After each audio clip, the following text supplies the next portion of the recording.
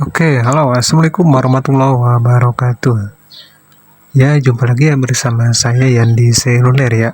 Ya, bosku, di video kali ini saya dapat lagi servicesan Vivo y12 ya. Dengan kasusnya ini HP-nya sering restart.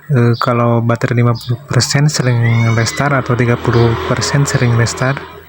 Ini solusinya kendala seperti ini dari BIOS-nya ya bosku, BIOS baterai, dan kita akan menjempernya BIOS baterainya. Oke, caranya simak di video berikut ya bosku.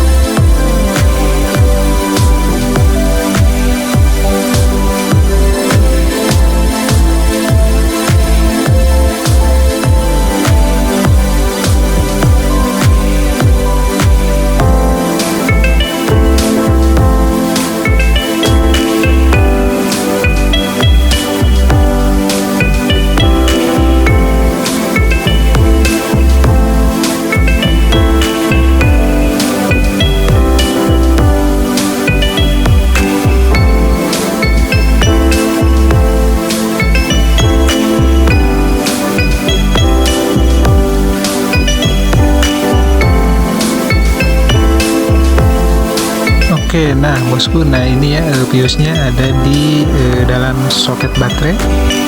Nah ini kita akan menjempernya, jemper lurus ya bosku.